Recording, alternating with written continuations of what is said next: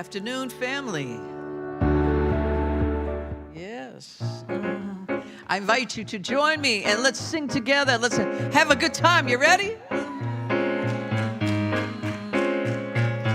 We have come here to love one another.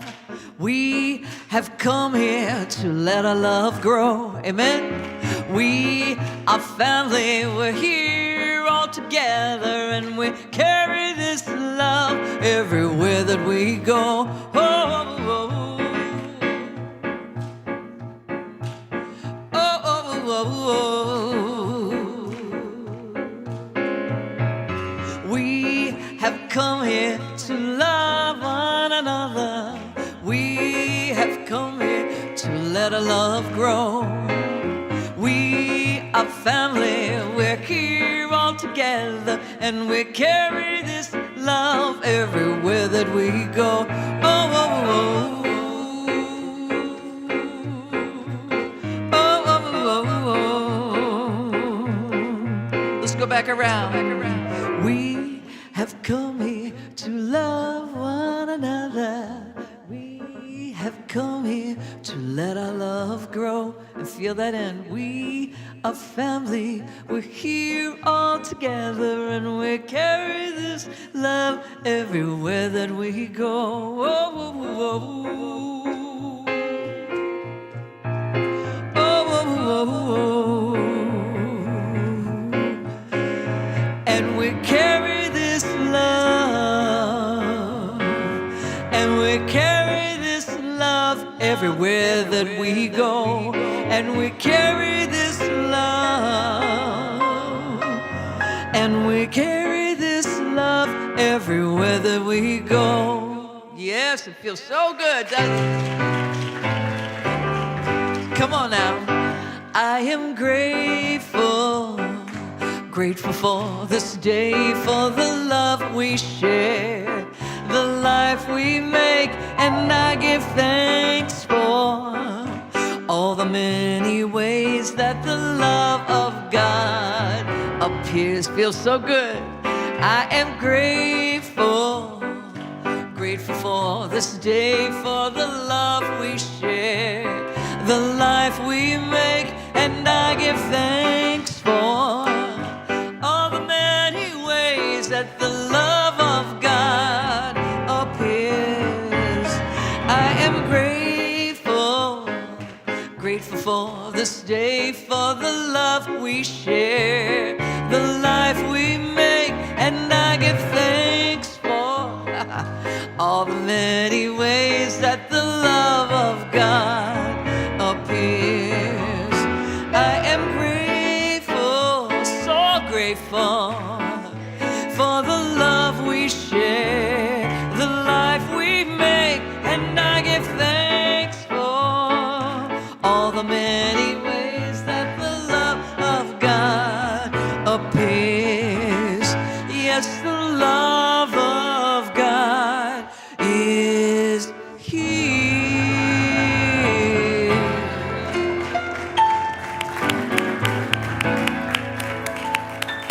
Good afternoon, everyone, and welcome to the Spiritual Living Center of Atlanta. I am so glad that you can be with us today. I am Reverend Jean Bell. My pronouns are she and her and they and all the rest.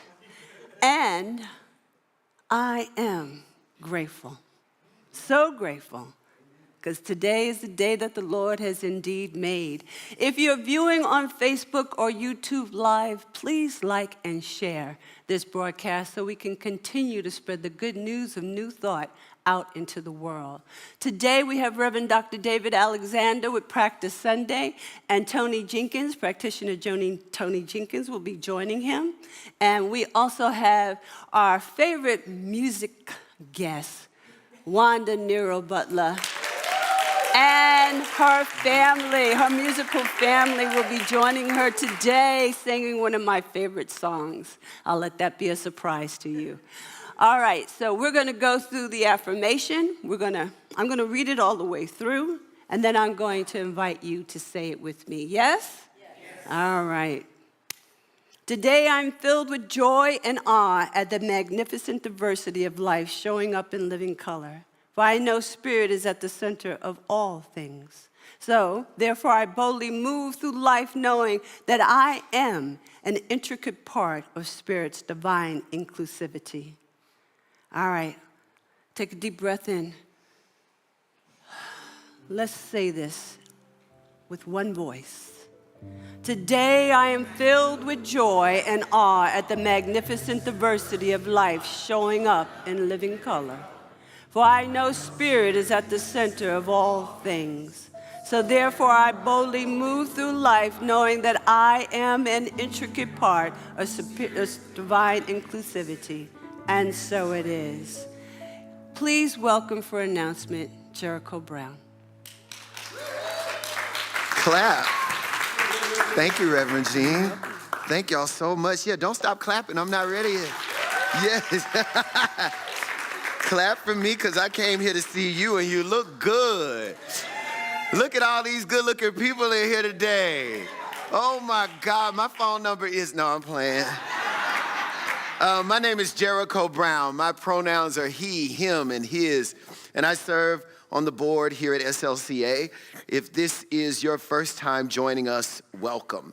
We are so happy that you chose to spend your time with us.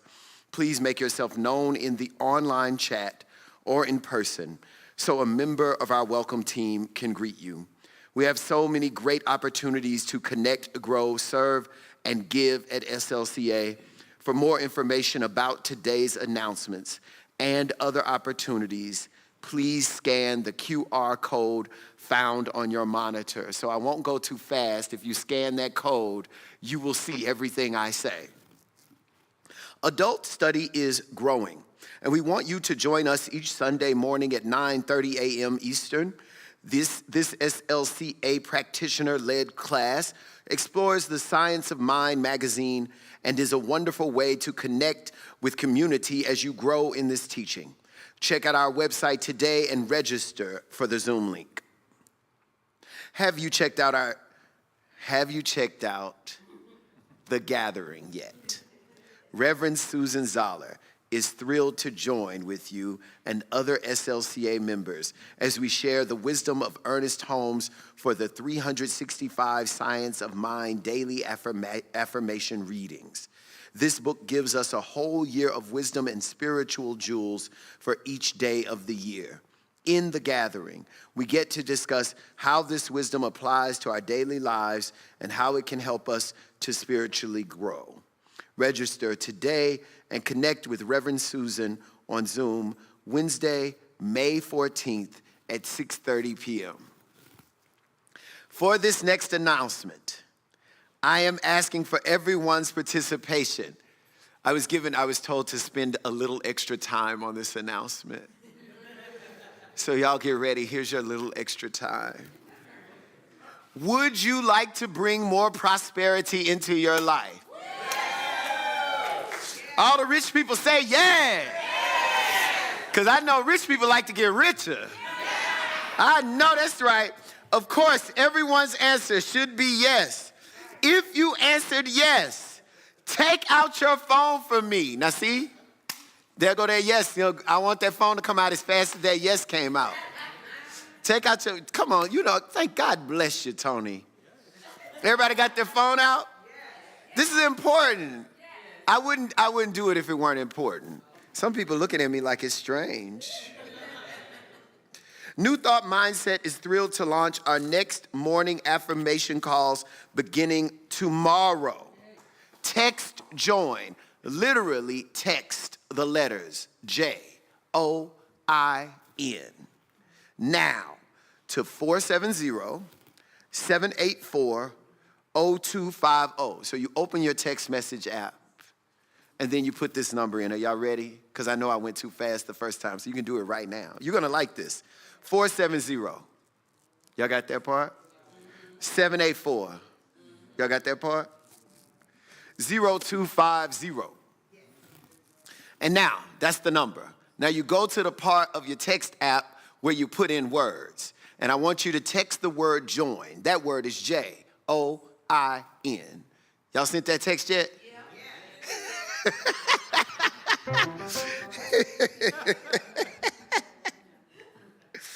After you do that, you will receive these amazing 2-minute meditation calls to start your day off right. This is very important. It's a wonderful thing to do when your phone will ring in the morning. You answer your phone and God will be talking to you. Isn't that nice? You get to talk to God. Isn't that nice? Okay. And even if you're not up that early, God will leave you a voicemail.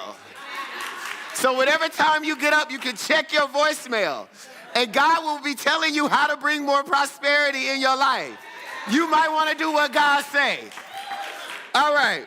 To receive these 2-minute meditation calls to start your day off right, this 40-day offer is complete with a PDF workbook. So you also get with that a workbook. And you know, y'all like to write things down. That way you can remember. All right, next announcement. Join Reverend David next. This says next today. Today, not next today. Join Reverend David today during our 5 o'clock hour as he dives into the guiding principles of our philosophy, what we believe. The class is called What We Believe. Reverend David will guide us into a deeper look at each principle and how they pertain to our everyday lives. This workshop will take place every 4th Sunday. Reverend David, what principle y'all talking about today?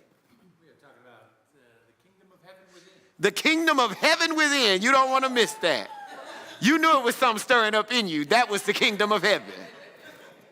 Thank you for joining us today. We look forward to visiting you after our service in the social hall for food and fellowship. Please join us for food and fellowship after service today.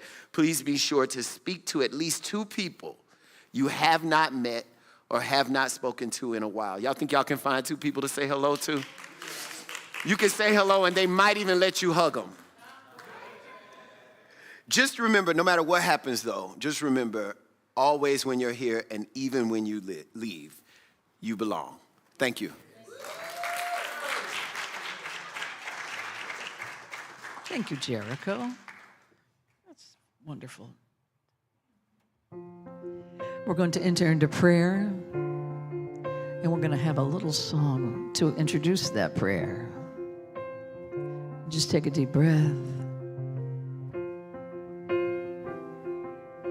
Relax.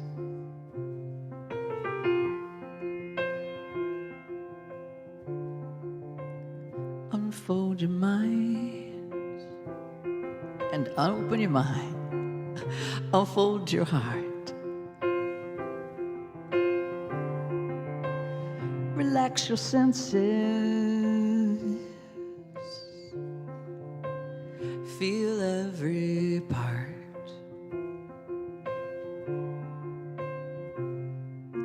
You ain't got a thing to fear. Looks like love is growing here. So take your guard and let it down. Go deeper still until you come unwound. Unbound.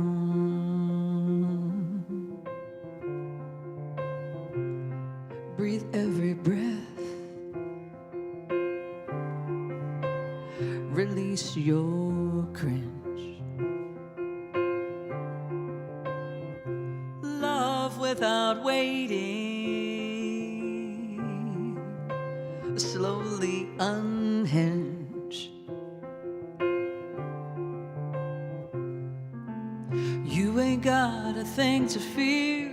Looks like love is growing here. So take your guard and let it down. Go deeper still until you come unwound. Unbound.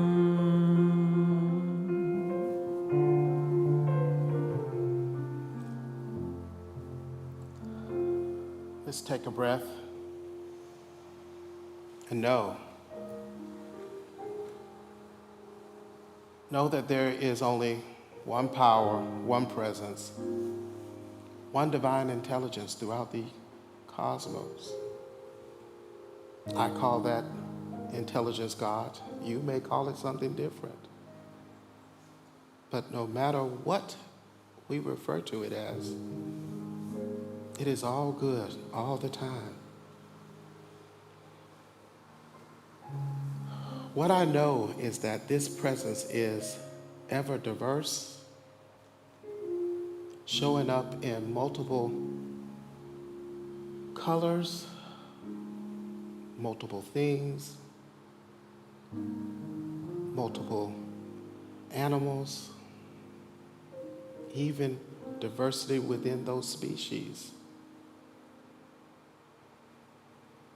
That diversity is even expressed in each and every one of us on this planet at this time. Through the ways that we speak, through the ways that we honor those who are around us, through the customs we do, the rituals, the laws we even follow, and the things we believe, all show the divine expression of that one diverse presence that boils down to one mind. That mind that is within me, that mind that expresses for my good in each and every way. And as it expresses through me, for me, as me, it does for each one of us here.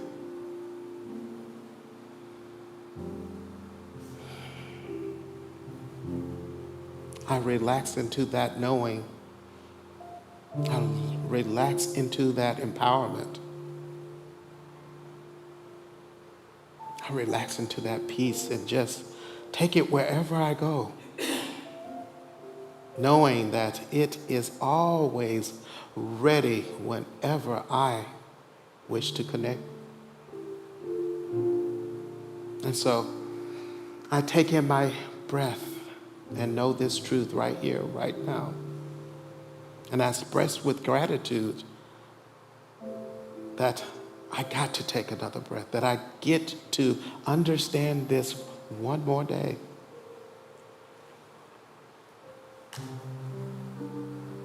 I'm grateful for this center that keeps me grounded and keeps me turned to that.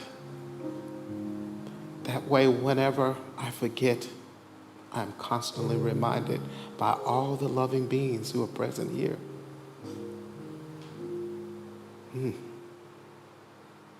How wonderful, how grand. It is with that I turn this over to the law, knowing that the law has already received and has multiplied this in so many ways. And so I say, and so it is.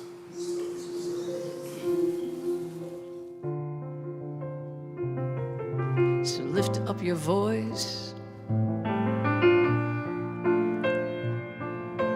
You can't stop waiting for love to find you. Look inside your heart. Love's already who you are. So lift up your voice. Let it be heard. Tell me your story, tell it to me. Don't leave out a word.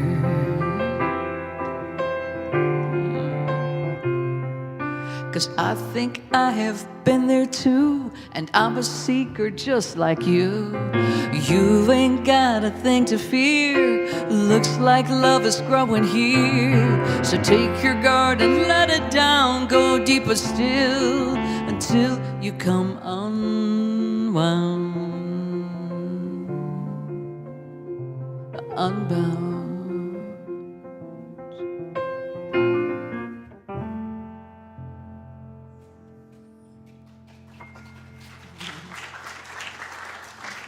Tony.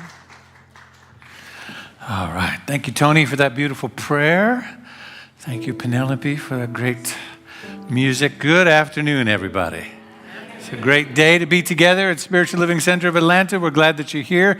My name is David Alexander. I'm the spiritual director here. My pronouns are he and his. And I want to welcome you into this space and invite you now into our time of circulation. This is our time of tithes and offerings. It's our time to remember that amen. We already talked about prosperity and the 40 days and rich people getting richer. And part of the way we do that is to remember our connection to the circulation of the universe. We are constantly breathing in and breathing out. We are participating in the giving and the receiving of the infinite, and our tithes and our circulation financially are part of that as well. So all the ways that you see on the screen, scan the QR code with your phone or text any amount. You've already learned today how to do the texting for new number, though. This is a different number, 404-800-9467, or visit our website and give there. In the room, we do cash, check, envelopes. Our ushers have all of that information. And you're joining a community of over 100 people who regularly have that come out of their bank on a regular basis, like me. If you're a pledger, get one of these cards when you walk in, just to signify that and drop that in the basket during this time as well. Or give a special gift at this time if there's something on your heart and you want to increase the flow of good in your life and gratitude by acknowledging that through this gift. Now is a good time to do that. So I'm so grateful for this spiritual community, for the life that we live here, for the principles that we teach, and the blessings that it has given to me in my life over the years. And I'm grateful to participate in this giving in this moment. So would you join me in this affirmation? Take a breath. I live in a universe of abundance. As I freely and joyfully give, I join in the divine flow, and all that I share with life returns to me multiplied abundantly. And so it is. I am so blessed. I am so blessed. I am so grateful for all that I have. I am so blessed. I am so blessed. I am so grateful. I am so blessed. I am so blessed. I am so blessed. I am so grateful for all that I have. I am so blessed. I am so blessed. I am so grateful. I am so blessed. I am so blessed. I am so blessed. I am so grateful for all that I have. I am so blessed. I am so blessed. I am so grateful. I am so blessed.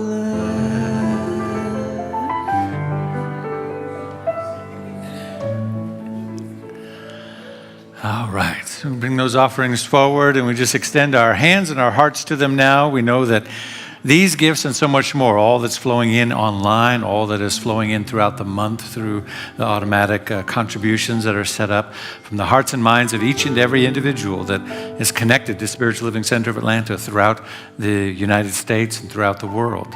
That we are connected in one heart and one mind, in one vibration of peace and prosperity, of possibility and of love. It flows down to us, through us, and as us, and returns back out into the world as the lived experience of this one life. So for this and so much more, I'm truly grateful and thankful for these gifts.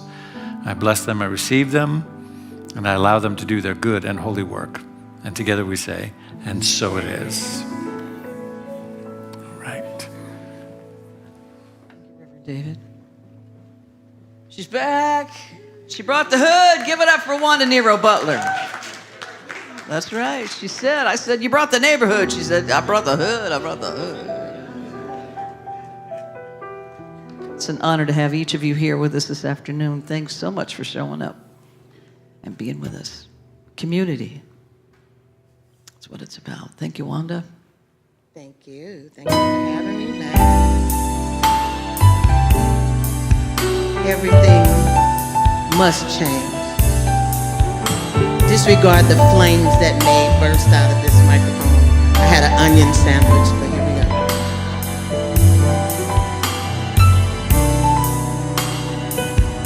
Everything must change.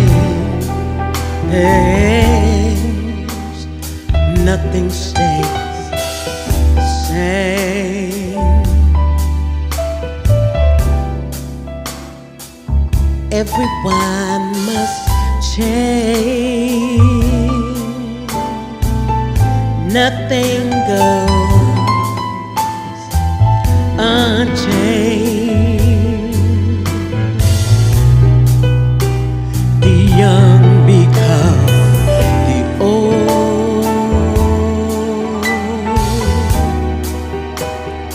Mysteries do unfold.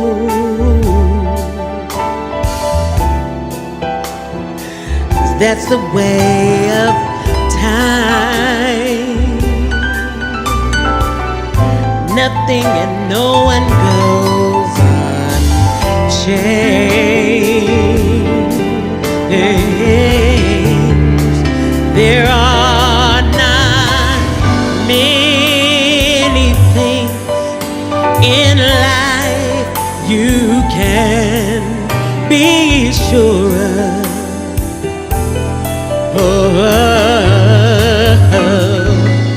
Except rain comes from the clouds and sun lights up the sky, and hummingbirds, they do fly.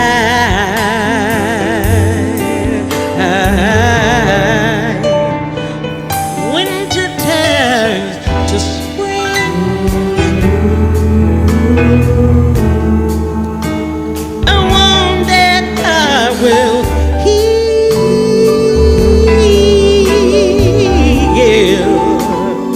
Never much too soon. 'Cause everything must change.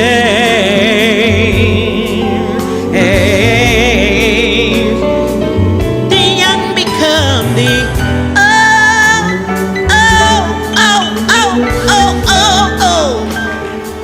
mystery do unfold.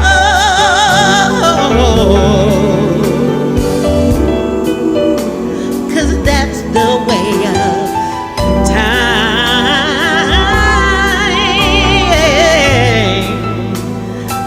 Nothing goes unchanged.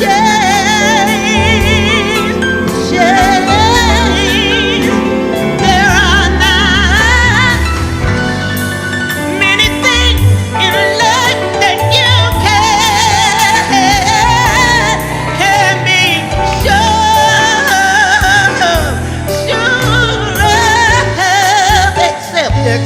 Except the rain comes from the clouds and the sun lights up the sky,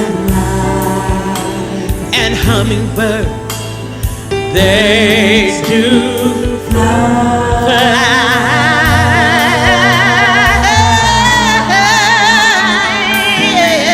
Rain and the sun, it will light up the sky, and hummingbirds every day. Lift up their wings and they will fly. Oh, rain, rain, rain, rain, rain, rain, and the sunlight. Oh, and hummingbirds, they fly.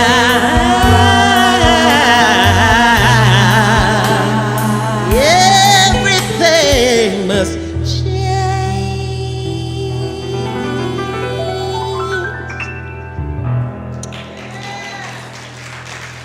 Wanda Nero Worship. Butler. Yep. Oh.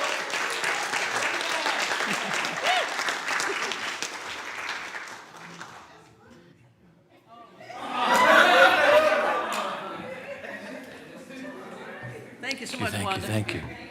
Wow. Give him some more love. Wanda Nero Butler and the crew.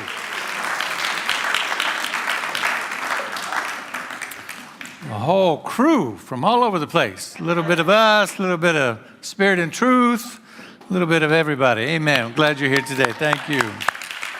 Thank you, thank you. Well, it is fourth Sunday of the month, which is a Sunday that we do Praxis Sunday here, which means we do things a little bit differently. It's less sermon, more interactive, sometimes deeper meditation practices. And today we're going to try something even new into that mix. So I'm going to experiment a little bit here today, and that's what Praxis Sunday is all about. But I would be remiss if I let the service go too far without just speaking for a moment about where we're at right now. Can I take just a moment? I just felt like we needed to say something about something. Everything that we see in the world is, in New Thought language and Science of Mind language, is what we would call the world of effects, meaning there's an invisible cause behind it, and that cause is thought. It's consciousness. Right? It's one of the reasons I teach consciousness is everything. So what we see in the world is effect, and it's the effect or the outcome or the outpicturing of a consciousness that is behind it. We have free will to make our choices. I'm not going to spend long. I just want to take a moment here. And the vast majority of the choices that we make on a day-to-day basis, maybe 60% of them, really just have to do with our preferences and what we want. You want vanilla ice cream or chocolate ice cream? You want, or you want both. You want the carrot cake or you want the chocolate cake? But they're your preferences for you, your family, your whatever, and they really don't affect a whole lot of people outside of that, right? We could talk about ripple effect and chain of supply and all of that and maybe shorten that percentage a little bit, but you understand what I mean. On the gross level, really, most of our choices are just about what we desire. Then there are some portion of our choices that we make that really do affect a lot of other people, that have a huge ripple effect, right? And so I say that as context. When we as humanity make choices out of pain and separation, out of ego, out of dominance and supremacy thinking, out of whatever the error thinking is behind it, without judging what that is. But when we make choices out of that place, we create a ripple effect that creates a lot of pain for other people. And we are in a place like that right now, right? When somebody chooses an act of war, it puts babies and children and daughters and sons and people and neighborhoods and all kinds of things at risk and vulnerable. I found this quote, and I'm just going to share a portion of this quote and then wrap it up. And I'll bring Tony forward. Don't go anywhere, Tony. I'll talk a little bit longer till Tony comes back. He's going to be part of our Praxis Sunday today. This is from Thomas Merton. And I'll change it a little bit. He was talking about, oddly enough, Russia and China in the longer quote, but I'm just sharing a portion of it. And I'll neutralize that part of it. But he says, when I pray for peace, I pray to be protected not only from the enemy, but also from the folly and blindness of my own country. When I pray for peace, I pray not only to be protected from the enemy, but also from the folly and the blindness of my own country. When I pray for peace, I pray not only that the enemies of my country may cease to want war, but above all, that my own country will cease to do the things that make war inevitable. You see, that not just that the war will end or the other people won't want war, but that we will stop doing things, putting cause into motion, the things that make war inevitable. In other words, I will pray for my own behavior or the behavior of my own country, not just changing them, whoever them is, right? And then my friend, biblical scholar Josh Scott, he says, end-time theology, which is part of what's being played out right now, and I'll speak on that another time. End-time theology is and always has been a self-fulfilling prophecy. It's not orchestrated, planned, or designed by God. It's a product of the empire. In other words, it's a choice, right? And we have the capacity to put a new choice into motion. But right now, we are in the midst of the seeds of consciousness that have been set into motion a long, long time ago. And we're in the inevitable playing out of those seeds of consciousness, those thoughts and ideas that have been planted about the world and about right and wrong and territory and belonging and all of that stuff. And they've been set into motion long before this moment. But we're seeing it play out. But we must know, just as we know in our individual life, that healing is possible, that transformation is possible, and that we can set course into a new direction, even as the inevitable plays itself out, that we can change, that everything must change, right?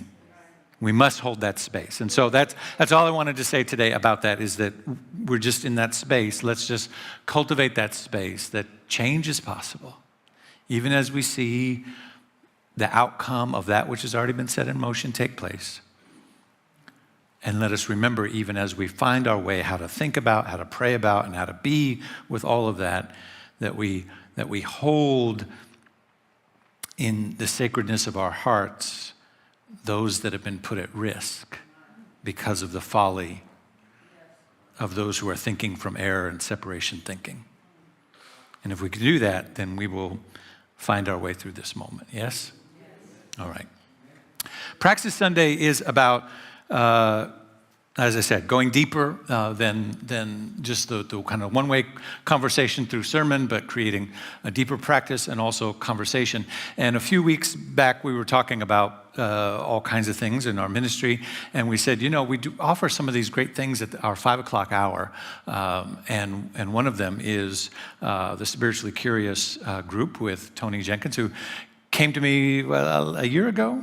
How long have we been doing it? Longer than that. It's Almost 2 years? Yeah. Mm-hmm. Year and a half. Yeah. And said, I just want to host a space for a conversation for people who have questions about spirituality, maybe outside of the realm of New Thought, anything goes kind of, territory, and just hold space for that conversation and see what happens. And ministers love nothing more than somebody who says, I want to host, all right, I want to do something, right? Because the alternative is, you know what you should do, right? You know what, you should have a conversation, you should hold a thing and do that, right? We love it when people come forward and say, I want to, I would like to. It gets us all kinds of happy. We go, let me find you a room and a poster and everything, the space on the website. Let's figure this out. And so we said, yes, let's find the space to hold that conversation. He'd been doing it for a year and a half. It's our most popular offering. It just happened last week. And so we said, maybe on Praxis Sunday, we can bring some of those 5 o'clock hour things in, because not everybody can stay. And we also have people online. So I'm going to be over here online. So those of you who are watching online, you're going to participate today, and you're going to be able to participate on YouTube and on Facebook, and I'll be watching that. But for now, let's welcome Tony Jenkins to Spiritual Praxis and Spiritual Curiosity. And I'll take this down to the floor. Okay.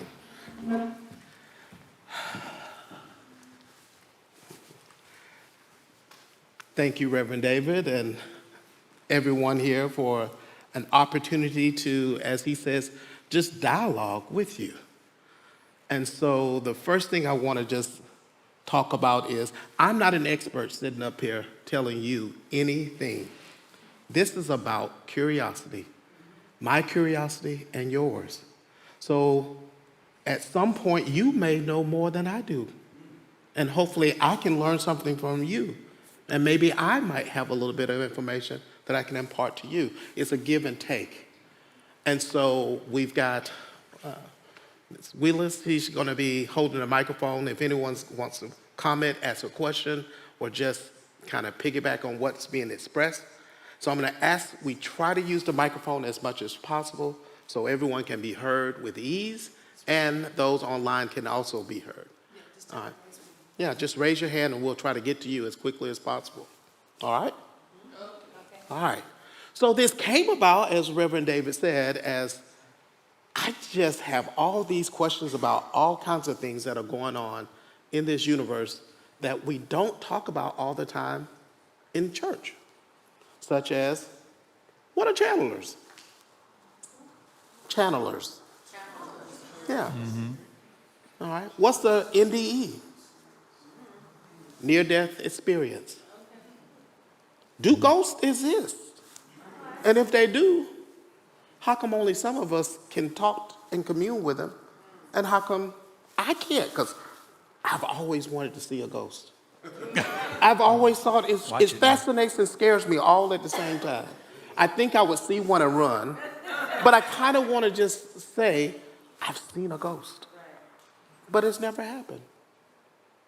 But does that mean because I haven't seen it, it doesn't exist? I don't know.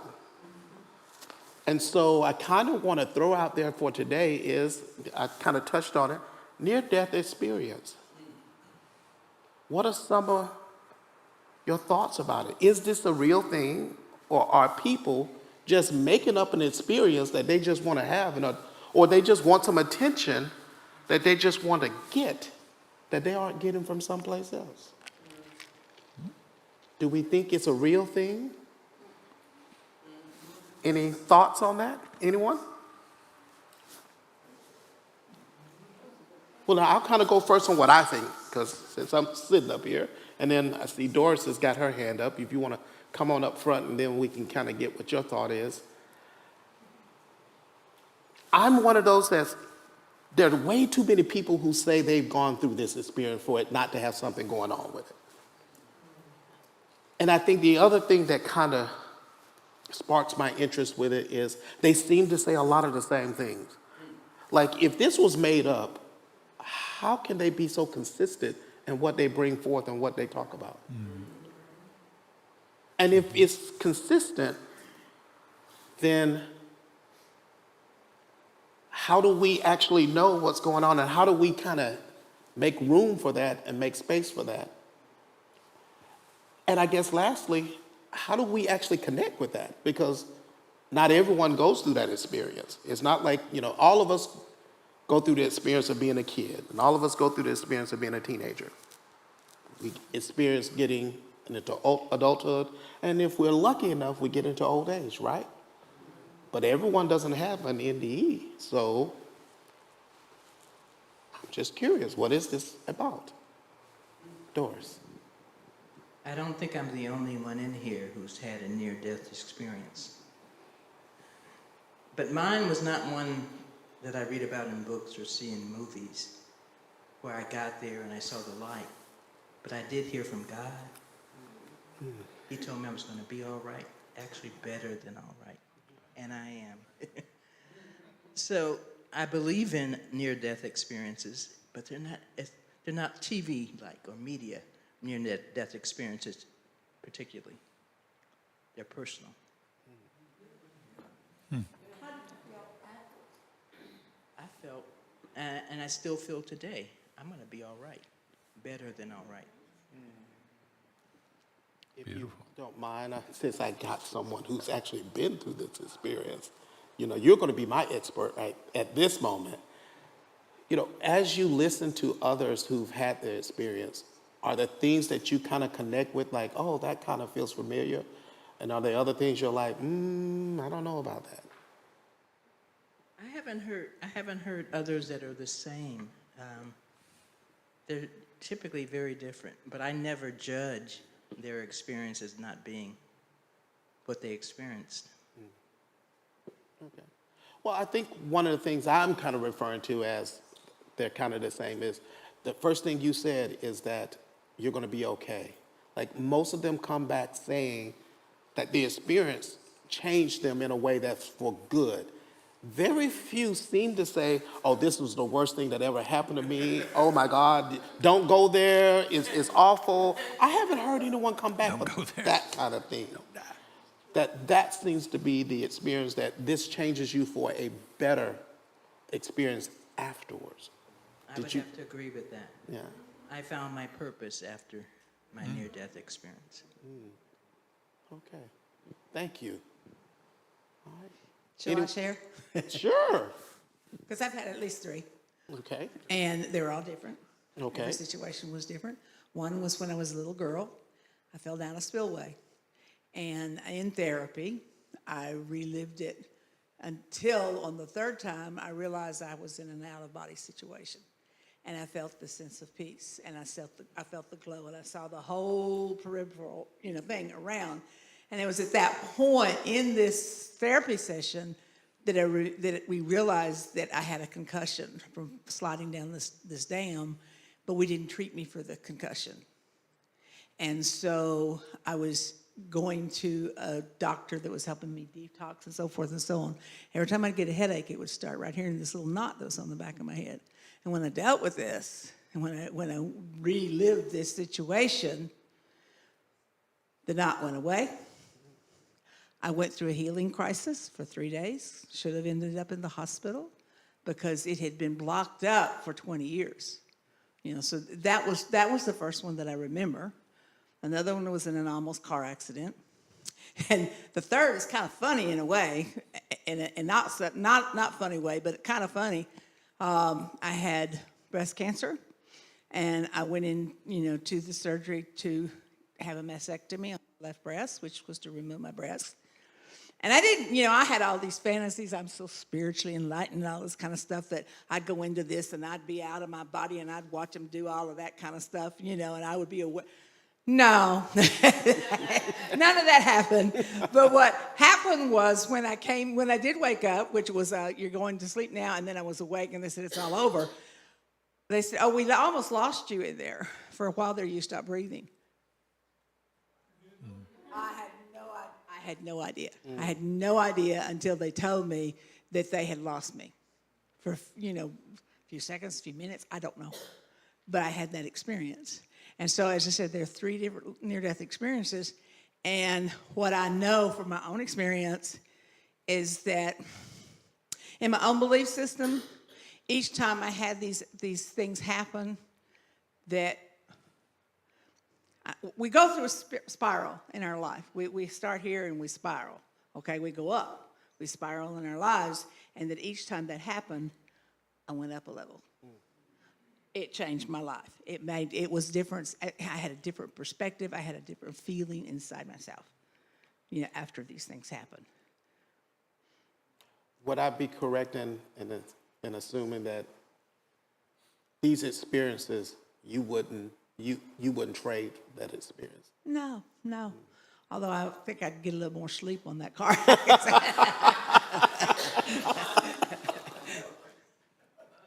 Yeah, but no, they're NDEs, and Doug and I would testify that our daughter went through one last year. She was in a serious car accident, and unbelievably was not unconscious, remembers every single bit of it, but she was almost killed, And so she has. I said, you may not recognize it. This was in the immediate after the recovery with all of the injuries and everything, but you've gone to a different level in your life now, and I've talked about one of our other experiences of how we go around that circle many times in our lives. And I said, you just started a new level of your life from the accident. Anyone kind of think or are a little bit more skeptical about what an ND is, or are not quite sure what that really speaks to? See that mouth open, your hand didn't raise, y'all. Come on.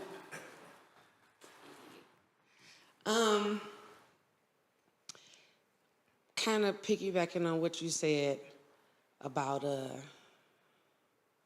restarting. And it just kind of came to me that, they like, this is the Matrix, or, kind of like a video game. And in the video game, if you get to a point when you die, the game restarts. And that's kind of how I see the near-death experience. It's restarting, but keeping everything that you learned and taking it with you, getting a chance to take the stuff in that last life and then bring it into the new that you're giving an opportunity to do. It's almost like I don't know if y'all remember Mork and Mindy, but when Mork used to go into the little space and talk to the guy, it's kind of like that, for me, because I had one, and I was almost out of here. And that split second that I was out, I got that same feeling. You okay? Because for me, the car, I could see it coming, but I couldn't stop the car. And I tried to turn, but the spirit and the ancestors didn't let me turn, because if I had turned, it would have been worse. So I had to just go through it in order to be pushed to the next level, So sometimes the game kind of got to restart because you're not getting what it is you're supposed to get. You got all the clues, you got all the tools, but they just sitting over there. But after mine, I was like, my bad, I'm gonna go pick these tools up, I'm gonna go use them. Cause you almost took them from me. And then if you had took them from me, the gift that you gave me to share would have been lost. So since you've given me another opportunity to share, I'm gonna share. Everywhere I go, I'm gonna be a vibe. You know why? Cause I'm alive. I'm alive, so I'm gonna be a vibe everywhere I go. Yes, I went to get the tire changed. They was like, you like this all the time? Yes, cause he gave me another chance, and every time I get a chance, I'll be loud. Cause I could be silent when I'm in that ground, but as long as I'm on these 10 toes, I'm gonna be loud. So that's just, you know what I'm saying? That's how I feel about it. Yes, thank you. You gave me so much there. I love the image of this is a game. This is only a game. And that reset, because I've never thought about it as this is our opportunity to just go to that next level, whether we want to go or don't want to go. That little push that says, have you really looked at this and really looked at what you're doing and how you're doing it? Because we all have those turning points in life where we could go this way or that way, right? And every time we make those choices, everything changes after that. Go right back to that. Everything must change, right? So I love that part about, you got to pick up different tools because they were there. They were always there. You just wasn't making use of them. That seems to be another common thing that I've heard is they come back from it and now I want to do X. What else? Other thoughts? Anyone? Oh, please. I guess because you're bringing it up and we're talking about it, I need clear understanding and near death and after death experience. I'm hearing us kind of put them together. Okay. Where You want to near clarify death that to a little me bit. says, oh, the car went that way, and I'm still standing here. That's near to me. After car hit me, I'm out, boop, and I wake up. And I got a story to tell about my boop or my car missed me. Good for both, but I'm confused about whether we're saying near death or after death experience. After? Mm-hmm. That's what it is? Oh, I don't know. I've not had a boop. Oh, I thought you said you did. No, I didn't. I've had near, where I saw the angel standing there and diverted the traffic. Yes. saw the angel, wings, and diverted the traffic. I've seen that. But where that to me is near death.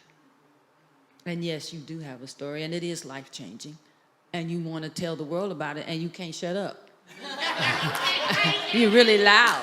But after, I haven't had. So what's the difference? As far as I know, I don't think they separate them out. They could, they couldn't. Again, I'm not the expert on this. Again, this is around something that a lot of curiosity has come up for me. Most of the ones I have seen are talking about the boop, you are dead. They have pronounced you dead. Everybody's doing the crying and oh my gosh, they're gone. And then this person is having an experience while this is going on. And then they come back and there's a heartbeat and they go, oh, wait a minute. Maybe they're not, and they bring you back, and then they live a life after that experience. And that to me is fascinating to me. Like, so what happened when you went on the other side? Or you went wherever you went to? Or did you? Were you just really in your mind and you were just having a dream? Like, did anyone watch that soap opera, Dallas? Where the whole season was a dream, and you're just like, is this just a whole dream that just happened? And you think it's real, and but everybody else is like, no, that didn't happen.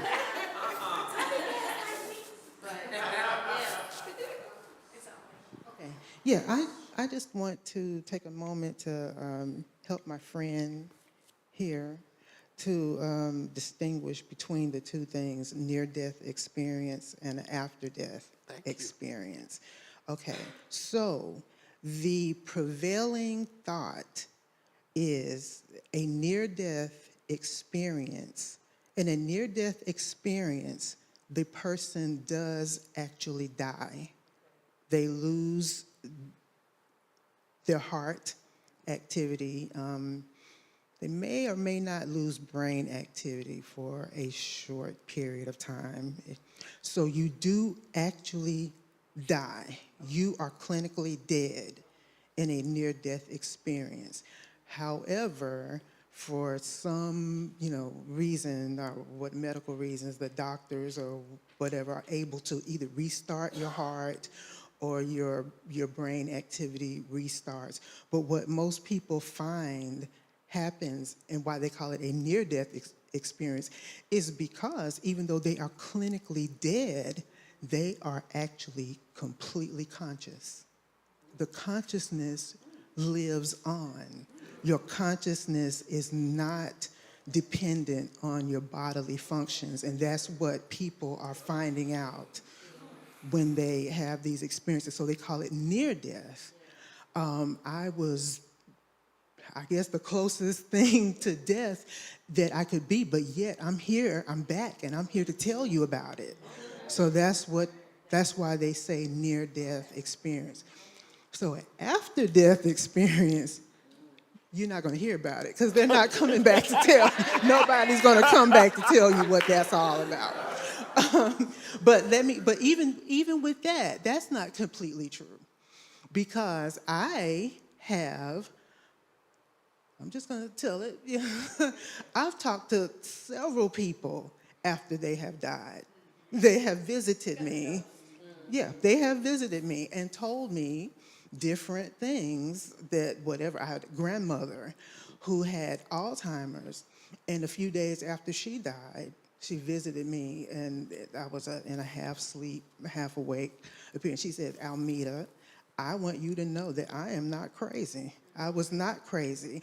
I had a specific brain injury where my brain could not decode the things that my eyes and ears were sensing. She said, so she wanted me to know and to tell the rest of the family that she wasn't crazy.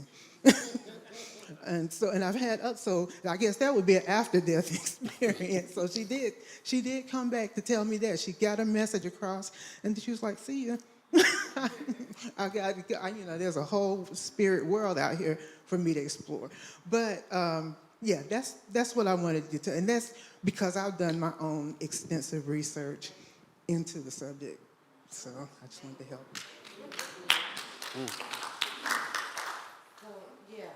That came to my mind when you were saying the one where you flatline and then you couldn't come back, or you came back but you couldn't remember. They put your consciousness to sleep. So you couldn't remember because you weren't conscious. And that's what she said, with the near-death experience, you're still conscious. So you can remember, and your brain will create whatever afterlife you believe in. That's what you will experience, because that's what you've pre-created in your consciousness. So if you're unconscious, then no, you won't know that you died or paused or crossed over, because your consciousness is asleep. But if you're awake, you're gonna be like, hey, stuff is happening, and I don't know how I feel about it. But then you come back and you get your meal and you figure it out. So,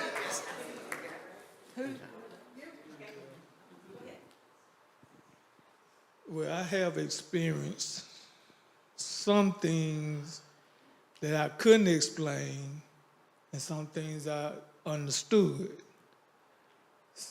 So when I was a teenager, I used to have a sinus attack twice a year. As soon as I turned 13, it happened.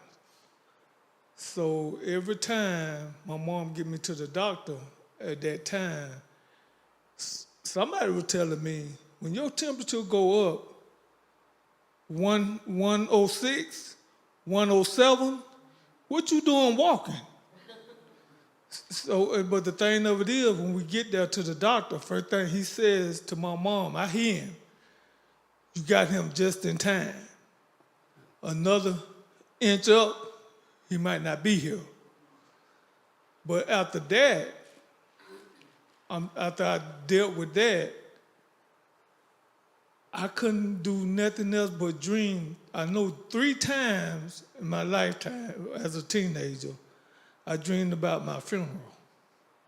3 times.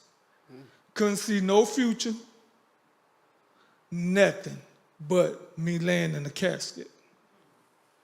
So I asked God to enlighten me on why I'm dreaming this. So one day, the last time I dreamed about that, I said, you must telling me I'm going down the wrong road. So I need to rethink some things and get back on track. But after that,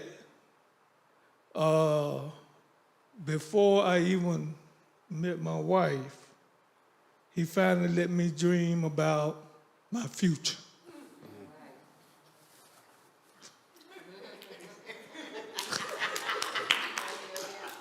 Yeah, and I told her, I didn't tell her right away. I was thinking about, should I tell her or not?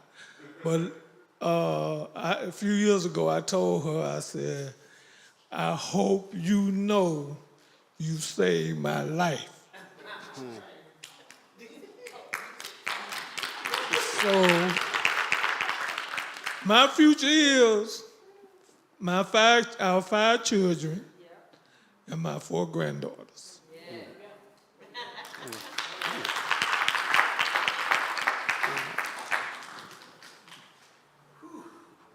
okay. Y'all told me to bring them. I'm all good with it.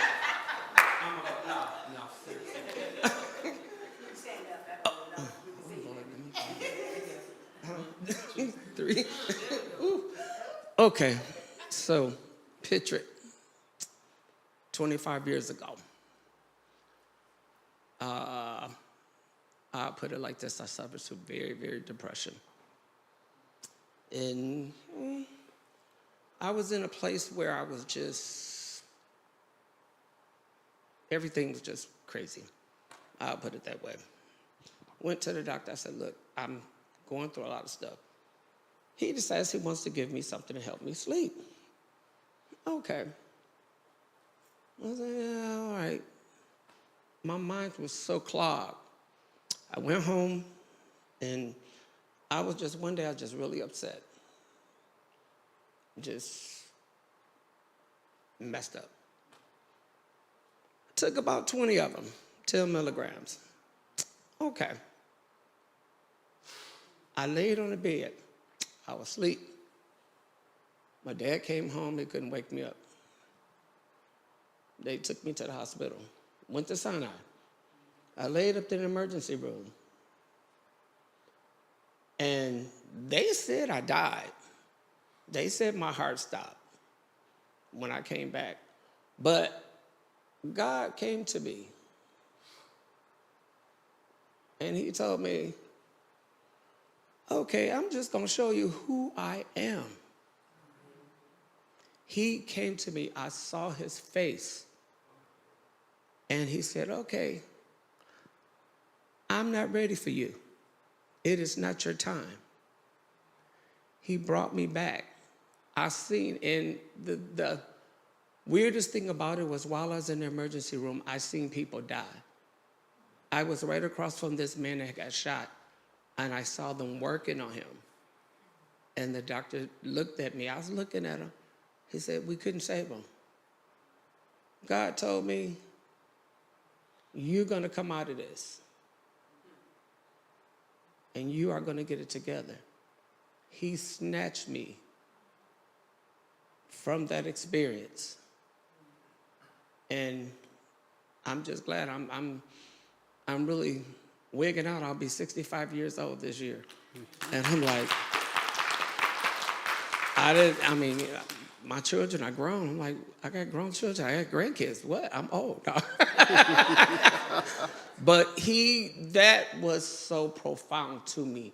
And that has helped me go through everything that I've gone through. And when I came out of it, I said, you know what, Lord, I'm going to give you praise.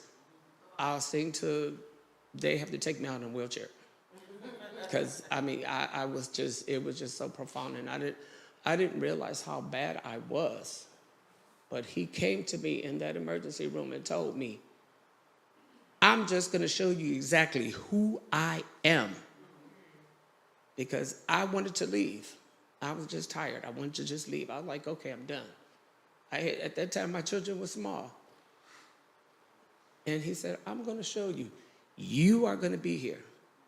It is not your time. And that was really,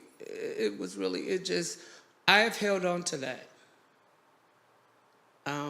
Everything I went through, I had a major surgery 2 years ago. And I didn't know how that was going to turn out. And I'm here. I'm getting ready to have a knee replacement. And I'm like, okay, my body breaking down. But but I'm going to be here if I have to live.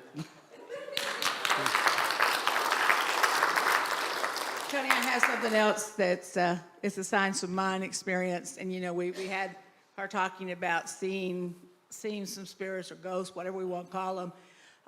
And this is just, it was so Science of Mind. And David can appreciate this because he spent a lot of time at youth camp. And this reverts back to youth camp. But my dad made his transition in 1998. And sometime after that, I had a dream. And I was dreaming about Daddy. And we were going down some steps. Now, Doug would testify this. My dad had massive hands. And I said in the dream, Daddy, is it really you? And he turned around and he took my hand. And it was very, very realistic.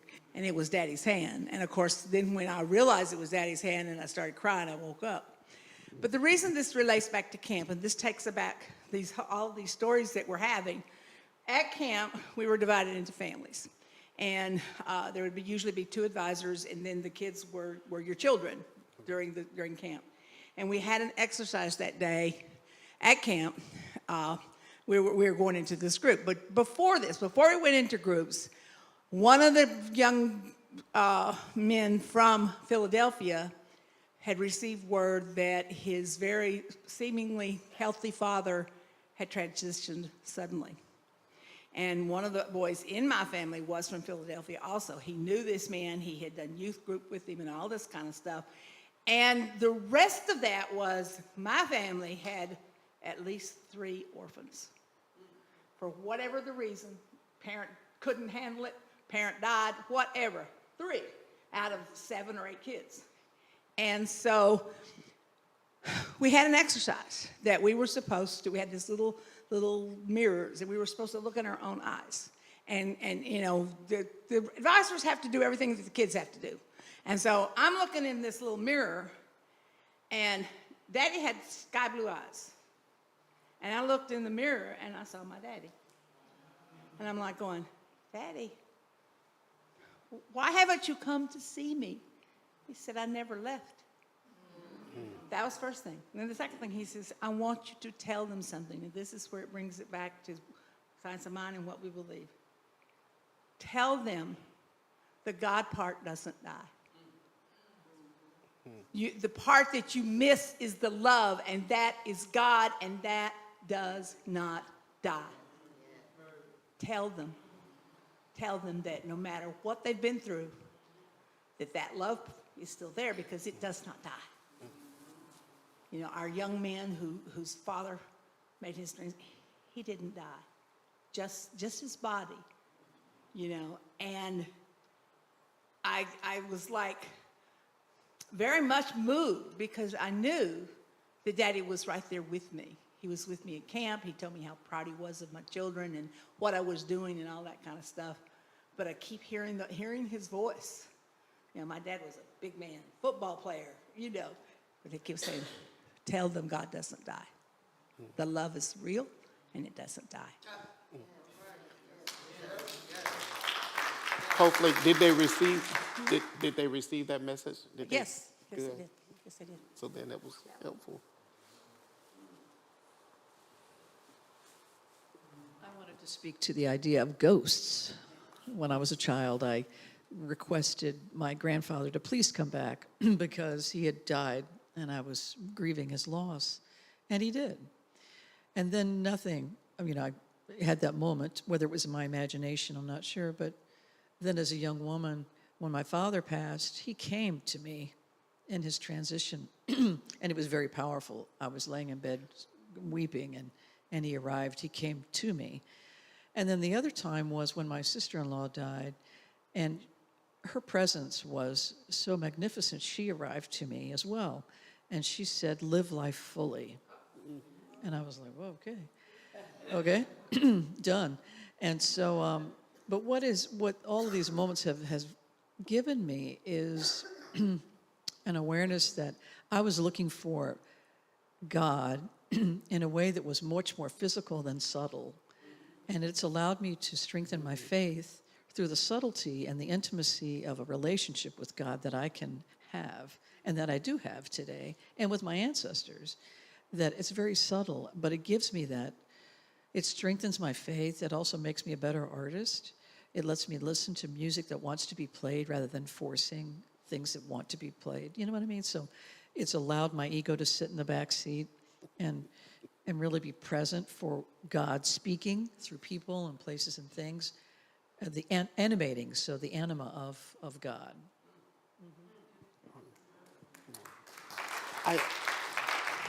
I love that part where you said, where you move from, you need the physical aspect, and you got much more of the subtle.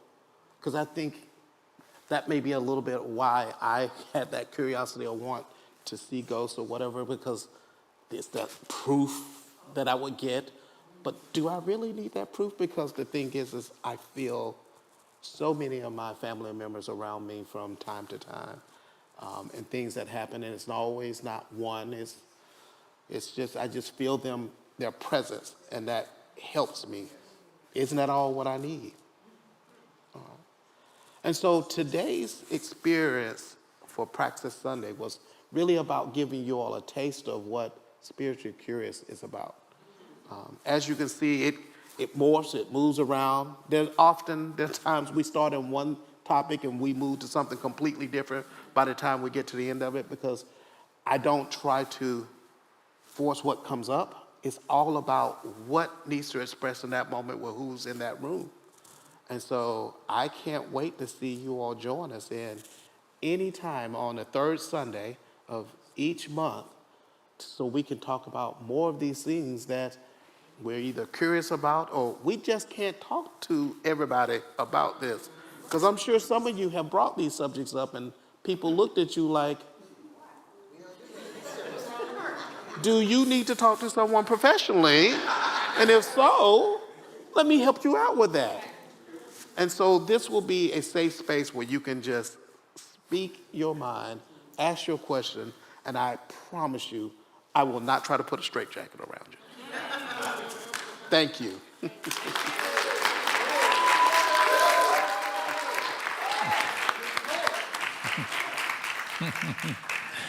Thank you, Tony. He's at Spiritually Curious every third Sunday, and he is someone professional, so you get that bonus too. But I'll let him tell you about that some other time. So every third Sunday, that's what we do. And that's just a little taste. We offer many great things on our education hour every week, and today's praxis was about that. I don't know about you, but what I heard as I invite the practitioners who are here to come forward and join me in prayer is the thread that I heard that ran through that connects with what I started with, which is consciousness is everything. Yes. The I am, right? The consciousness doesn't die. The I am that we are. The I am that we are, that you are, that God is, does not die. It is infinite, it is eternal. And that is the leverage point of awareness for all of our healing and transformation. Because whatever it is that you want, greater health, happiness, prosperity, peace, joy, love, creativity in your life, it all hinges on that awareness that the I am that you are doesn't die. And in that I amness, there is enough. There's enough joy, there's enough peace, there's enough prosperity, there's enough love, there's enough creativity, there's enough time, there's enough approval, there's enough acceptance, there's enough of whatever it is. And it doesn't matter how much of that is or is not showing up in your present condition, because your present condition is not eternal. Your present condition is not the ultimate of who you are. The I am is. And so prayer helps us shift into that awareness as we even now just move into that space to take a breath. Prayer practitioners of Spiritual Living Center of Atlanta have joined me here in the room and also online. I invite you to make yourself available to them after the service if you want even more of a touch of prayer in your life, or reach out online for an appointment, fill out a prayer request online, but connect at the very least in this moment with the breath and the awareness that there is an I am that you are. It is that which can rise above the circumstance and conditions of your present awareness. It is that which can think about the fact that you're thinking about something. It is, in the Buddhist tradition, the face that you had even before your parents were born. The I am, the eternal. The infinite presence that is seeking to express in, through, and as you, and as this condition, and as this form, and in this time-space realm. And so we affirm that for ourselves and for the world right now, that there is this presence, and in this presence, there is indeed enough joy, enough peace, enough prosperity, enough wholeness, enough love, enough creativity, enough of all that which we desire to bring into our experience. And it is at the ready to come into every creative form and function of the world. We see it in the flowers and the trees and the oceans and the rhythms of life around us, and let us also in this moment see it in ourselves, that I am the place where God shows up, that I am the place where the infinite dwells, that I am the place through which that joy, that creativity, that love, that harmony, that wholeness, that prosperity flows into greater expression. God is fulfilled by means of you, by means of your sacred yes, by means of your living and expressing and being. As you feel into that, we tap into an infinite presence, which is the dynamic, harmonizing good of the universe itself, the presence of peace. And we know that this presence may also make itself known in the world right now, in every place where there is war or strife or conflict or battle or otherness or separation or fear. Love can be made visible. Peace can be made visible. Harmonizing good can manifest itself in, through, and as the hearts and minds of those that are in the positions to make the world a better place.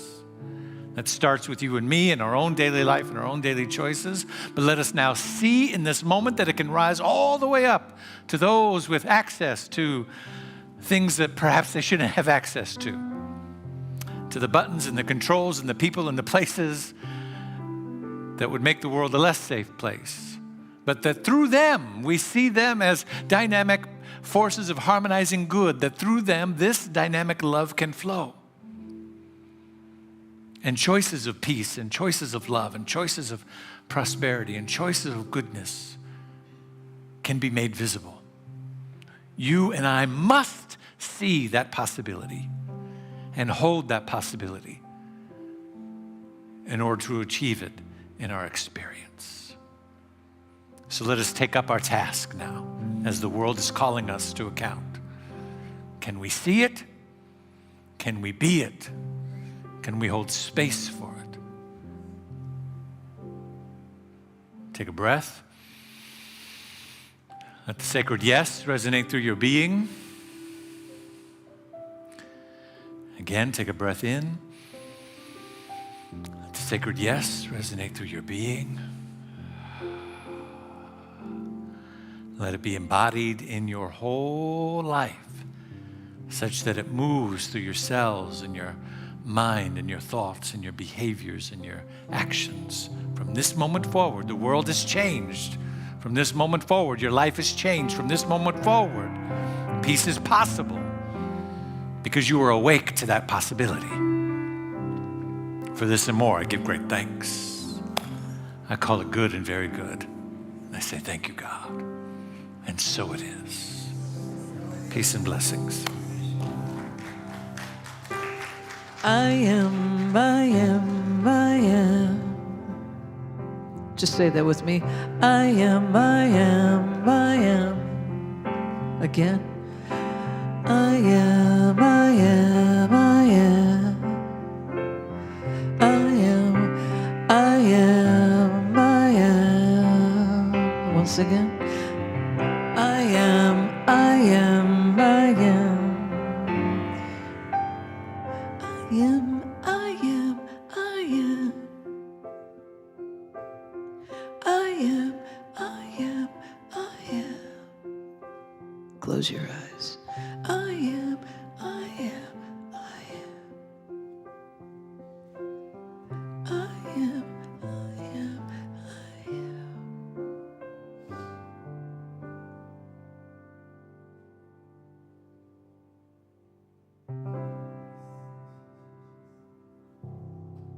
Come on now.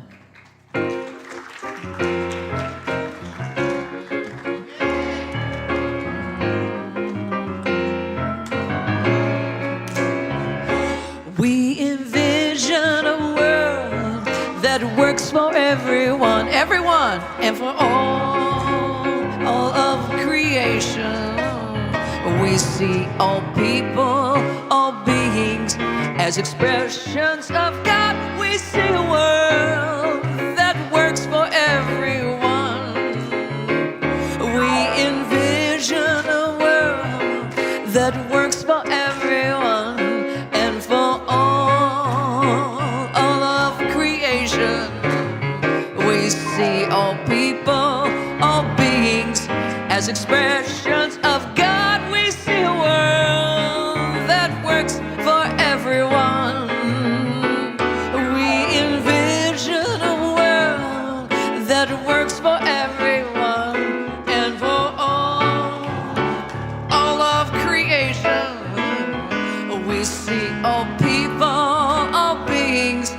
as expressions of